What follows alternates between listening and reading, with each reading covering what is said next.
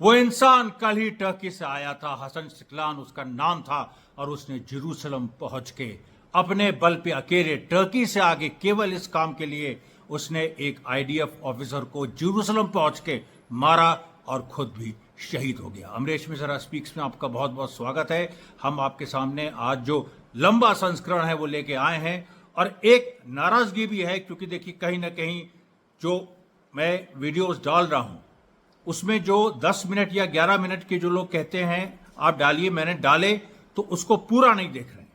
और मैं आपको बताऊं कि मुझे पता चला है कि कोई साजिशन जो तमाम और चैनल हैं, खास तौर पे कुछ मुस्लिम्स के जो यूट्यूब चैनल्स हैं जो सोचते थे कि फिलिस्तीन पे उनका एक अधिकार है, और जब से मैंने अपना चैनल शुरू किया तो वो पीछे रह गए, हम आगे बढ़ गए क्योंकि भाई हमारे पास ऑथेंटिक न्यूज़ है, हम रेजिस्टेंस के आदमी हैं।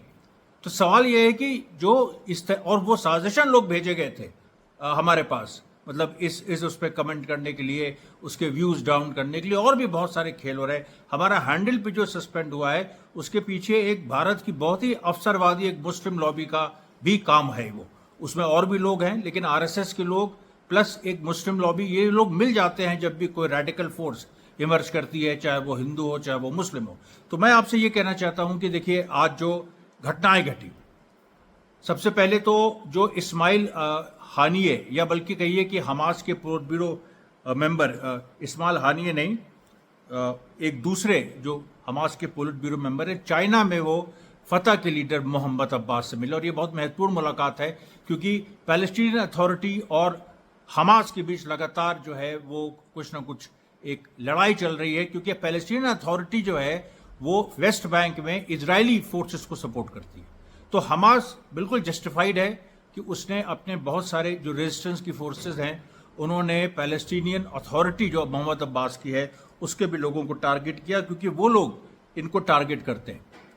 अब ये जो मीटिंग हुई है इसमें कहा यह जा रहा है कि मोहम्मद अब्बास ने इस बात को स्वीकारा है और इस बात की एक तरह से कसम खाई है कि उसके लोग आने वाले दिनों में वेस्ट बैंक में, क्योंकि वेस्ट बैंक तक ही केवल पैलेस्टीनियन अथॉरिटी का रूल है, तो वेस्ट बैंक में वो कोई इस तरह की बाधा, पैलेस्टीनियन रेजिस्टेंस मूवमेंट जो चल रहा है उसके आगे कोई बाधा नहीं डालेंगे। उसके बाद देखिए एक बड़ी खबर आती है कि जो कोलंबिया यूनिवर्सिटी है उसने अपने स्टूडेंट्स को जो सस्पेंड करने का ऑर्डर दिया था, जो मैंने दिन के वीडियो में आपको बताया था, उस पूरे ऑर्डर के खिलाफ एक दूसरी अपराइजिंग हो गई है, और कोलंबिया यूनिवर्सिटी के स्टूडेंट्स का एक दूसरा हिस्सा वो उसने आके फिर से कब्जा कर लिया है। उसके साथ साथ कुछ यूएस में जो रेडिकल्स हैं, जो रेडिकल फोर्सेस हैं, वो सामने आ गई हैं। उन्होंने एक अपना नया अंडरग्राउंड मूवमेंट शुरू कर दिया है which is called the American resistance underground. और ये जो अमेरिकन रेजिस्टेंस अंडरग्राउंड है, ये इसके पास धीरे धीरे हथियार भी जमा हो रहे हैं।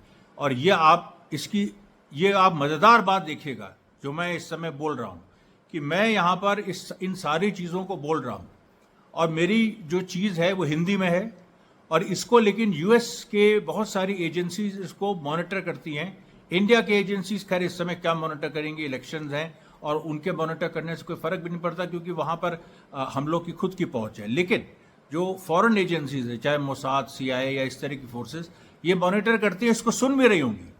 लेकिन जो लोग 7 अक्टूबर नहीं पहचान पाए वो ये कैसे पहचानेंगे कि अमरीश मिश्रा जो अभी कह रहा है वो कल होगा? नहीं पहचान सकते। तो जो ये सारी खबरें हैं, देखिए इसी में कोई भी जो सरमाएदार होता है, चाहे वो फिरौन हो, चाहे वो कोई भी ताकत हो, जो बड़ी ताकत होती है, इसी में वो खत्म हो जाती है, क्योंकि उसको अपने जो उसका कि मैं बहुत बड़ा हूं इसका घमंड होता है। तो उसके जो एजेंसीज होती हैं, उसके आसपास के लोग होते हैं, उसमें भी कुछ समझदार आदमी नहीं होता है। आज सीआईए मोसाद में समझदार आदमी है, अगर समझदार होते तो 7 अक्टूबर को समझ नहीं सकते थे। खुद उन्हीं के लोगों ने, पैलेस्टीनियन रेजिस्टेंस ने उन्हीं के लोगों को फोड़ लिया। अभी भी इजराइल के अंदर इतना भयंकर डिवीजन इस सवाल पे हमास ने कर दिया है कि उसको लेके आज जो मीटिंग हुई है, जिसमें जो इंटरनल सिक्योरिटी मिनिस्टर जो घायल हुए थे अभी परसों, जिनका कार एक्सीडेंट हुआ था, Ben giver, internal security minister, उन्होंने धमकी दी थी अगर राफा का ऑपरेशन अमेरिकन प्रेशर में इजराइल ने कैंसिल किया तो वो सरकार गिरा देंगे। आज उनकी नेतन्याहू से मीटिंग हुई और उन्होंने उस मीटिंग के बाद कहा कि नेतन्याहू सेंसिटिव हैं राफा में, उसके पीछे अरे मतलब पैसा वैसा मिल गया होगा उनको कि नेतन्याहू सेंसिटिव हैं राफा में इन्वेजन के लिए, और अगर वो कुछ इस तरह की और अगर बात होती तो वो इसके नतीजे भी जानते। तो इस तरह की बातें देखिए, एक मतलब ये दिखा रहा है ना कि इजराइल के नेतृत्व के अंदर टूट है, और कोई भी फोर्स होती है वो अगर दुश्मन के अंदर, दुश्मन के नेतृत्व के अंदर अगर वो फूट कर दे तो वो बहुत बड़ी विक्ट्री होती है। अब ये देखिए, जो तमाम ऐसे चैनल्स हैं जो मेरे पीछे पड़े हैं, उनको ये बात समझना चाहिए कि तुम या तो खुद ये समझ विकसित करो, मेरी मदद चाहते हो तो फिर मेरी मदद मांगो ठीक से। इस तरीके से अंडरहैंड टैक्टिक से लोगों को भेज के कमेंट करवाना, इससे कोई मतलब थोड़ी ना निकलेगा। अब इसके बाद देखिए, US law makers threaten international criminal court against issuing arrest warrants for Israeli officials. USA की ये हालत होगी, लोग कहेंगे अरे यार यूएसए जो है वो आईसीसी जो अरेस्ट वारंट इशू कर रहा था नेतन्याहू को, उसको रोक देगा। हम कहेंगे तुम लोग बेवकूफ़ हो, और मैं आगे नहीं कहना चाहता, आगे भी कह सकता हूं, लेकिन मैं कहूंगा तुम लोग बेवकूफ़ हो। यूएस इस हालत में आ गया है, घुटनों पे आ गया है, कुत्ता बना गया है, उसको कुत्ता बना दिया हमास ने। किसने? हमास ने। किसको? यूएस को। और कुत्ता इस तरह से बना दिया है कि वो यूएस, जिसको लेके एक बार क्लिंटन ने कहा था कि यूएन वगैरह हमारे पैर की जूती हैं 1990s में, और जब जॉर्ज बुश को इराक इन्वेट करना था उसने यूएन की कोई केयर नहीं की।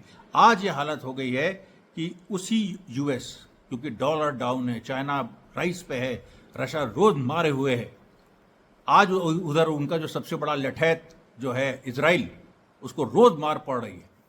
और मैं सारे लिबरल्स को चैलेंज करता हूं, चाहे हिंदू हो चाहे मुस्लिम, आके मुझसे इस पर बहस करें। अभी देखिए, यूएस भीख मांग रहा है। यूएस की स्थिति यह हो गई कि वो भीख मांग रहा है इंटरनेशनल क्रिमिनल कोर्ट से कि नेतन्याहू के खिलाफ अरेस्ट वारंट्स मत इशू करो। उसके बाद आप देखिए, Israel erects check points to block Palestinian man from exiting Rafah. अब ये भी इजराइल को भी दिखाना है कि हम राफा पे इन्वेजन कुछ ना कुछ तो कर रहे हैं, अपने राइट विंग को मॉडिफाई करना है। तो उन्होंने क्या किया है कि कुछ चेक पॉइंट्स लगा दिए हैं वहाँ पर राफा में, जिससे पैलेस्टीनियन जो खासतौर पे मेन है वो मूव नहीं करेंगे, पैलेस्टीनियन मेन और विमेन। अच्छा, इसमें इतना कन्फ्यूजन है, अगर आप ग्राउंड में जाइए, जो मुझे ग्राउंड से रिपोर्ट मिल रही है, यही जो बात है, राफा में जो इन्होंने चेक पॉइंट्स लगाए हैं उसमें कौन सा विमेन के लिए है, उसमें कौन सा मेन के लिए है, उसमें आईडीएफ के कौन से मतलब विमेन सोल्जर्स डिप्लॉय होंगे कि मेन सोल्जर्स डिप्लॉय होंगे, इसके बारे में कोई क्लैरिटी नहीं, ग्राउंड पे कोई क्लैरिटी ही नहीं। तो मतलब आप राफा पे इन्वेजन आपके करने की हिम्मत नहीं हो रही। आप जानते हैं वहां हमास इंतजार कर रहा है, और हमास ने कह दिया है कि एक स्ट्रैटेजिक एम्बुश में हम आपको फंसा देंगे। और आपको पता है नेतन्याहू की क्या हालत है। आज ही आर्टिकल आया है, एक ऑल्टरनेटिव जो कुछ ऐसी मैगजीन्स हैं, जो वेबसाइट्स हैं जो अभी भी सच की कदर करती हैं, उसमें एक है द क्रेडल, और द क्रेडल में एक आर्टिकल आया है कि नेतन्याहू तो खुद ही बंधक बन गया है। वो क्या बंधकों को छुड़ाएगा? नेतन्याहू तो खुद ही बंधक बन गया है, वो क्या इजरायली बंधकों को छुड़ाएगा? उसके अंदर ये कुव्वत ही नहीं, वो तो बंधक है, वो चारों तरफ से घिरा हुआ है।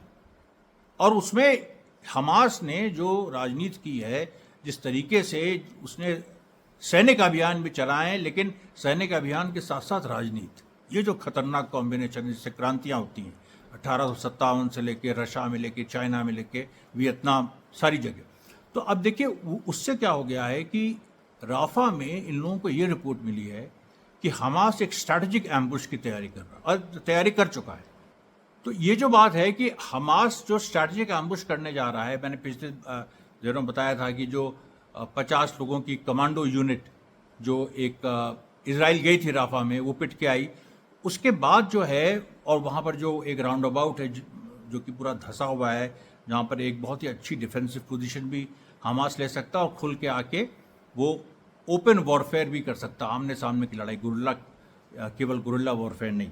तो ऐसी सिचुएशन में जो नेतन्याहू है, वो नेतन्याहू एक तरफ अमेरिका, एक तरफ उसके जो एक इंटरनल ऑपोजिशन है, एक तरफ इजरायली पब्लिक की डिमांड कि तुम होस्टेजेस को किसी भी तरह सामने लाओ। दूसरी तरफ राफा इन्वेजन जो उसने इतना हाइप कर दिया कि अब ना कर सकता है ना पीछे आ सकता है, कर सकता है तो बहुत इजरायली मारे जाएंगे, लोग कह रहे हैं फिलिस्तीनी बहुत मारे जाएंगे। तो ये आप बात सुनिए, इतना ये जो बात होती है ना, जैसे अमेरिका वगैरह कहते हैं कि many civilians will be killed, we are against Rafah invasion. डर उनको क्या है? डर असली ये है कि फिलिस्तीनी सिविलियंस मारे जाएंगे? नहीं, डर असली ये है कि इजरायली मारे जाएंगे, इजरायली कुत्ते की तरह मारे जाएंगे वहां पर, ये उनको डर है। राजनीति में हमेशा याद रखिए कि जो बात, अब जैसे नरेंद्र मोदी है, वो अगर अपने को बहुत कॉन्फिडेंट इस समय महसूस कर रहे हैं या कुछ इस तरह की बातें कर रहे हैं अभी, तो इस लेवल पे आ गए हैं कि टाइम्स ऑफ इंडिया को इंटरव्यू दे रहे हैं, बहुत सारी ऐसी मैगजीन्स को इंटरव्यू दे रहे हैं। वो आदमी जो कहता था कि मुझे प्रेस की कोई चिंता ही नहीं है।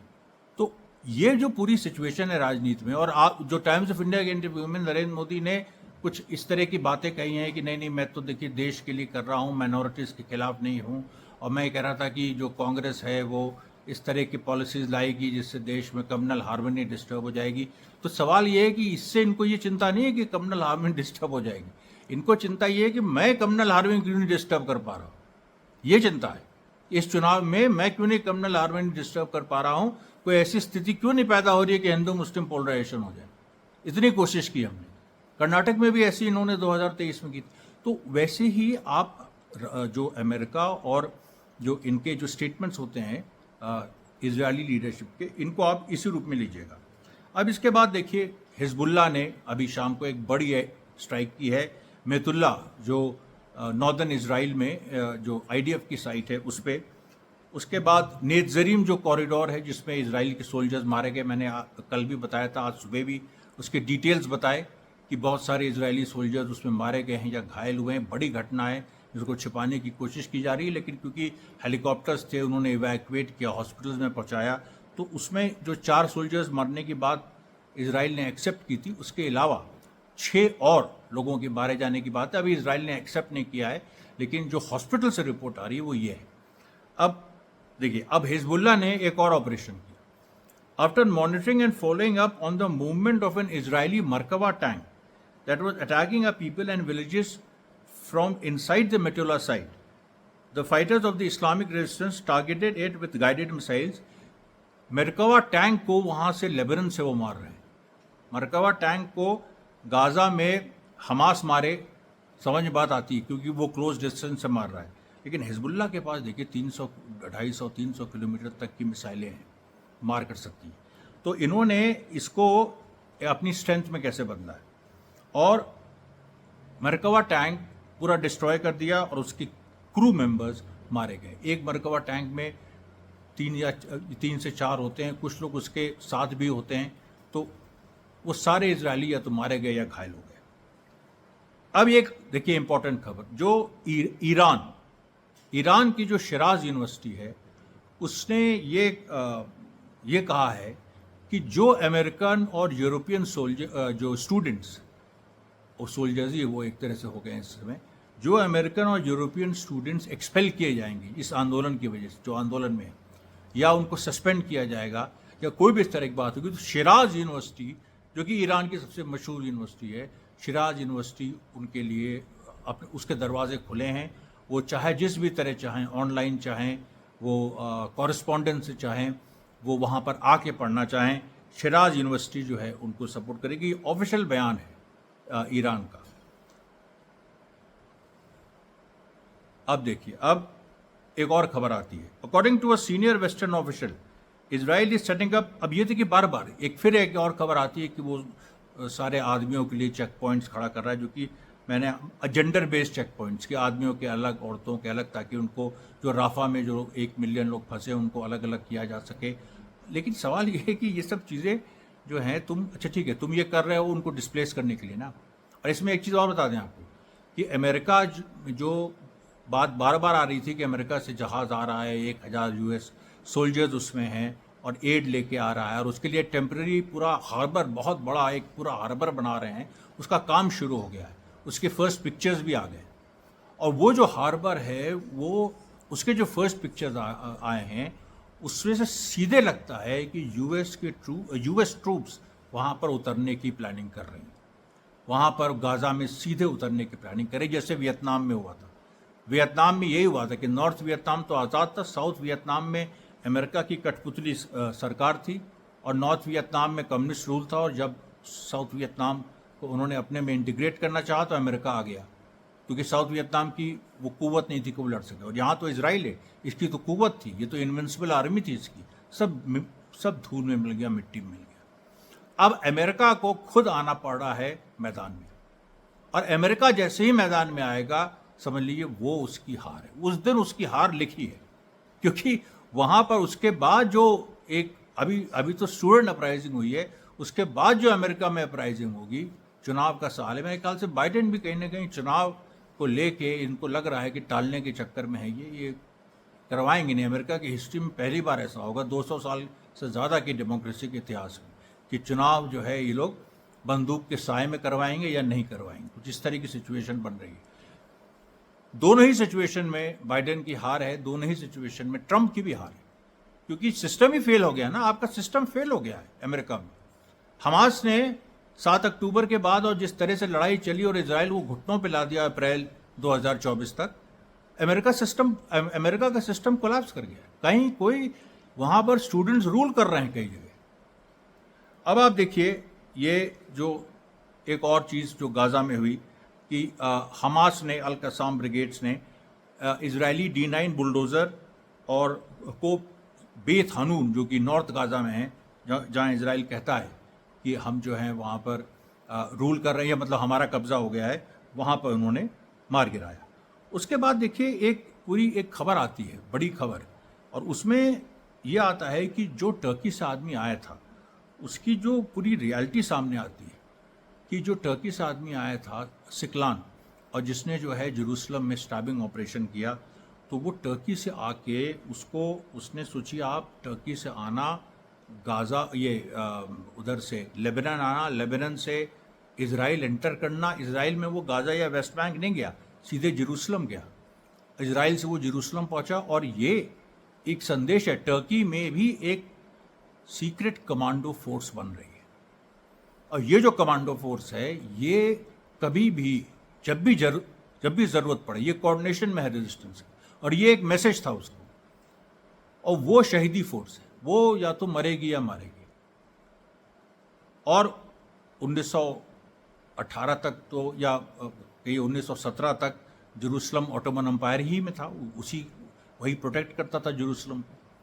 तो एक जो टर्की से जो कमांडो फोर्स है वो जब आएगी और चुपचाप इन्फिल्ट्रेट करेगा, और इसने करके दिखा दिया है कि जब एक आदमी अकेला पहुंच सकता है तो इस तरह से 3-3, 4-4 लोगों की टुकड़ियां हथियारों के साथ, और हथियार उनको अंदर भी मिल सकते हैं। बहुत सारे पॉइंट्स हैं ऐसे, लेबनान बॉर्डर से लेके जेरूसलम के बीच में बहुत सारे ऐसे पॉइंट्स हैं जो यहाँ पर पैलेस्टीनियन रेजिस्टेंस का उसकी अपनी प्रेजेंस है, और वो हथियार सप्लाई कर सकता है।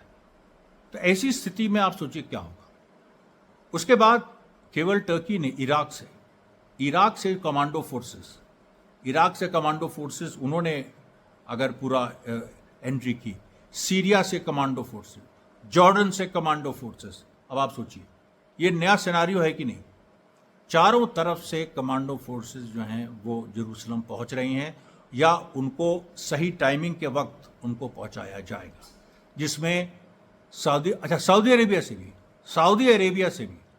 अभी मैं क्या आपको बताऊं, सऊदी अरेबिया के राजा जो उनके राजा हैं, और एक जो उनके फॉरेन मिनिस्टर हैं प्रिंस फैसल ने इतना डेस्परेट वो हो गए हैं कि उन्होंने चाइना से संपर्क करने की कोशिश की, उन्होंने रशिया से संपर्क करने की कोशिश की कि कुछ तो सऊदी अरेबिया की लाज रखो, लेकिन सब जगह से उनको भगा दिया गया। सब जगह से फैसल को भगा दिया गया, लिटरली भगा दिया गया, लात मार के भगाए, लिटरली इसको कहे हम लोग पूरा जो अपनी इलाहाबादी भाषा में कहें। तो अब सवाल यहाँ पर यह है कि सऊदी अरेबिया से कमांडो फोर्स आ गई, क्या वहाँ का सऊदी अरेबिया का स्टेट क्या रह गया, उसकी क्या औकात है बताओ। सऊदी अरेबिया के राजा की क्या औकात है, जॉर्डन के राजा की क्या औकात है बताओ। तो सवाल यहाँ पर यह है कि इस तरह के सवाल आप लोगों को पूछने चाहिए, सबसे पूछने चाहिए कि सारी औकातें मिट्टी में मिल गई हैं। इस समय केवल एक नारा है इस्लाम का, और केवल एक नारा है जेरूसलम का। और जेरूसलम में जो अल कुद्स अल अक्सा मस्जिद है उसको लिबरेट कराने का और फिलिस्तीनियों को आज़ादी दिलाने का, उससे बड़ा कोई इस समय मकसद नहीं है। सारी जो इस्लामिक फोर्सेस हैं वो सरेंडर कर चुकी हैं। जो भी इस तरह से कुछ मौलवी हैं, कुछ इस टाइप के लोग हैं जो हमेशा से धंधा करते हैं, इनकी दुकानें बंद हैं। इनकी दुकानें बहुत पहले से ही बंद है। इंडिया में बंद हो गई इनकी दुकानें। इंडिया में इनको कोई नहीं सुन रहा, इसीलिए वो हम पे नाराज होते हैं। क्यों सुनेगा जब अपने तुम धर्म को नहीं मानोगे। और मैं एक ब्राह्मण हूँ, सनातनी हिंदू हूँ, और मैं इस्लाम के एसेंस को समझ रहा हूँ, और मैं ये भी समझ रहा हूँ कि वहाँ जो लड़ाई चल रही है वो किस कॉन्टेक्स्ट में हो रही है, किस पर्सपेक्टिव में हो रही है। तुम नहीं समझ सकते थे, तुम उसके बारे में 4 शब्द नहीं बोल सकते हो। सवाल यह कि जब भारत की सरकार फिलिस्तीन के साथ है तो कौन तुम्हें मोदी अंदर थोड़ा कर देगा। लेकिन नहीं, यहाँ पर जो है वो उनका अपना एक ये है, वो हम पे हमला करेंगे लेकिन वो अपने अंदर नहीं झांकेंगे। अब देखिए, अब यहाँ पर एक पूरी बात आई है, पैलेस्टीनियन अथॉरिटी इंटेलिजेंस फोर्स। अब ये देखिए, बेथलेहम में एक उन्होंने पैलेस्टीनियन अथॉरिटी ने, अभी मैंने बताया कि मोहम्मद अब्बास वहाँ पर वादा कर रहे हैं हमास के लोगों से चाइना में कि यहाँ पर वो कुछ ऐसा काम नहीं करेंगे। बट पैलेस्टीनियन अथॉरिटी अभी भी ग्राउंड पे एक अभी की एकदम लेटेस्ट बात है, वेस्ट बैंक में उन्होंने एक और उसका शहर का भी नाम है अल उबैदा, वहाँ पर उन्होंने एक किडनैपिंग की है एक रेजिस्टेंस फाइटर की। और ये जो किडनैपिंग है ये देखिए भारी पड़ने जा रही, क्योंकि इसके बाद हमास ने जो कहा था कि अगर कोई और इंसिडेंट होता है, जो चाइना में आप वादा करके आए हैं, अगर कोई और इंसिडेंट होता है तो उसके बाद फिर महमूद अब्बास की कुर्सी ही नहीं खतरे में हो जाएगी, पैलेस्टीनियन अथॉरिटी के लोगों को चुन चुन के मारा जाएगा। सीधी बात है। इस समय देखिए, हमास और पैलेस्टीनियन रेजिस्टेंस एक एज लिए हुए है, उसका अपर हैंड है। और जिसका अपर हैंड होता है, बहुत कम ऐसा होता है कि क्रांतिकारी ताकतों का अपर हैंड होता है। इतिहास में मतलब 50 साल में ये मौका आता है। और ये जो रेवोल्यूशनरी फोर्सेस हैं, इनके हाथ में जब अपर हैंड है इनका, तो जो भी कंजर्वेटिव राइट विंग फोर्सेस हैं या जो भी लिबरल फोर्सेस हैं, जैसे यहाँ पर बहुत सारे लिबरल फोर्सेस हैं, मैं उनको सबको आपके सामने एक्सपोज करूँगा एक दिन, एक एक नाम के साथ एक्सपोज करूँगा। बहुत सारी लिबरल फोर्सेस जो हैं उनको भी साइडलाइन कर दिया जाता है। और पैलेस्टीनियन अथॉरिटी अपने को लिबरल कहती है, अंदर से इजराइल से मिली हुई है, गद्दारी कर रही है। महमूद अब्बास कुछ भी बोले, ग्राउंड पे जो इजराइल ने इन्फिल्ट्रेट किया हुआ है उनकी पैलेस्टीनियन अथॉरिटी को, उस चीज़ को अगर उन्होंने नहीं बदला या खुद नहीं छोड़ा, खुद रिज़ाइन नहीं किए और ये नहीं कहा कि हम हमास में मिल जाएंगे, तो उनके लिए उनकी जान को भी, मतलब जान की क्या कीमत है बताओ किसी एक इस महमूद अब्बास टाइप के आदमी की या मोहम्मद अब्बास टाइप के आदमी की। और महमूदी अब्बास उनको कहना ठीक है, मोहम्मद अब्बास उनको सूट नहीं करता। तो ये जो बात है कि इनकी, तो ये देखिए, जब एक अच्छा आप देखिए, इंटरनेशनल कोर्ट ऑफ जस्टिस जो निकारागुआ ने जर्मनी के खिलाफ, जर्मनी को सू किया था कि वो इजराइल को हथियार देना बंद करे, तो इंटरनेशनल कोर्ट ऑफ जस्टिस ने उस पर अपना फैसला सुनाया है और उस पर कहा है कि अभी हम जर्मनी को हथियार की सप्लाई, मतलब जर्मनी इजराइल को हथियार की सप्लाई करे, उसमें हम तत्काल रोक नहीं लगा रहे हैं, लेकिन 2 महीने का उसको टाइम दिया है जर्मनी। अब इसको वेस्टर्न प्रेस कह रहा है कि आईसीजे रिजेक्ट्स निकारागुआज सूट। ऐसा नहीं है, उसमें उन्होंने टाइम मांगा, उन्होंने टाइम दिया। उन्होंने कहा है कि इतने समय में अगर जर्मनी ने वो नहीं किया है कि जो हम लोग कह रहे हैं, तो उसके बाद वो जर्मनी पे, निकारागुआ ने जो सू किया है, तो जर्मनी पे फिर से सैंक्शंस लगा सकते हैं, मतलब जो एक सैंक्शंस है। अब देखिए, एक और बात आ रही है जेनिन में फिर से वही हुआ है कि वहाँ पर एक रेजिस्टेंस की कमांडो फोर्स ने हमला किया है इजरायलियों पे, और वहाँ पर सेटलर्स मारे गए हैं, कम से कम आधा दर्जन सेटलर्स मारे गए। जेनिन एकदम लेटेस्ट अभी की खबर है। और ये जो आधा दर्जन सेटलर्स मारे गए हैं, इसमें मैंने आपको बताया था कि वेस्ट बैंक में तुलकरेम ब्रिगेड ने पूरा डिक्लेयर कर दिया था। तुलकरेम जो पूरा इलाका है वहाँ पर उसको लिबरेटेड जोन डिक्लेयर कर दिया था। जैसे यूएस यूनिवर्सिटीज़ में बहुत सारी यूनिवर्सिटीज़ को वहाँ के छात्रों ने लिबरेटेड जोन इन्हीं लोगों से सीख के, फिलिस्तीन के से सीख के वहाँ किया। अब जेनिन को भी ये लोग लिबरेटेड जोन बनाने की प्रक्रिया में है। तो पैलेस्टीनियन अथॉरिटी कहाँ रह गई जब तुलकरेम में हमास और पैलेस्टीनियन रेजिस्टेंस का पूरा कब्ज़ा हो गया है, जेनिन पे पूरा ऑलमोस्ट कब्ज़ा हो गया है, कुछ दिनों में जेरूसलम पे भी कब्ज़ा हो जाएगा, और जो कमांडो यूनिट्स पूरे मिडिल ईस्ट से जो आ रही हैं, और उधर जो गाज़ा फ्लोटिला, आपने गाज़ा फ्लोटिला के बारे में मैंने कहा था कि अंतर्राष्ट्रीय फोर्स जिसमें 1000 लोग हैं, अमेरिका के एक्स सर्विसमैन हैं, उनके पास हथियार भी हैं, और उसको बहुत रोकने की कोशिश की जा रही है उसको कई तरीके से, लेकिन उसमें वो उन लोगों का सीक्रेट उनका भी प्लान है कि वो किस तरीके से वहाँ पर अथॉरिटीज़ को चकमा दे के, क्योंकि देखिए टर्की में क्या है कि बहुत सारे मोसाद एजेंट्स हैं। अभी खबर आई थी पिछले दिनों कि बहुत सारे मोसाद एजेंट्स वहाँ पकड़े गए, और भी वहाँ पर इन्फिल्ट्रेशन बढ़ा दिया है। तो जो टर्की के कुछ इलाके हैं जहाँ पर कुर्दिस्तान वाला आंदोलन चल रहा है, वो वहाँ पर टर्की की सरकार की उस तरीके की स्थिति नहीं है। अभी इराक भी गए थे, अर्दोगन इराक गए थे, जहाँ उन्होंने कहा था कि ये जो कुर्दिस्तान की फोर्सेस हैं, ये कहीं ना कहीं यूएस की और वेस्ट की पैकिंग है इनको, और ये उनको फ़ायदा पहुंचा रही हैं, और जो कि सही बात है। हमने भी एक समय देखी जब आईसिस से कर्दिश मिलिशिया लड़ रहा था, हमने सपोर्ट किया था, लेकिन अभी जो पूरी सिचुएशन है उसमें वो वेस्ट का ही काम कर रहे हैं। और जो टर्की के जो खासतौर पे साउथ टर्की जहाँ से वो गाज़ा फ्लोटिला चलने वाली है, वहाँ पर बहुत सारे जो मोसाद एजेंट इन्फिल्ट्रेट किए हुए हैं, और वो लोग अंदर ही अंदर कोशिश कर रहे हैं कि ये फ्लोटिला ना चले, लेकिन ये फ्लोटिला चलेगी। ये आज नहीं तो कल चलेगी, और इससे जो है एक नया फ्रंट खुलेगा। उधर देखिए अमेरिका हार्बर बना रहा है, एक आर्टिफिशियल हार्बर बना रहा है, और ये फ्लोटिला जो आएगी ये उसी हार्बर पे आएगी। तो आप सोचिए कि उधर 1000 अमेरिकन सैनिक और इधर 1000 सिविलियंस हथियारबंद, क्या होगा?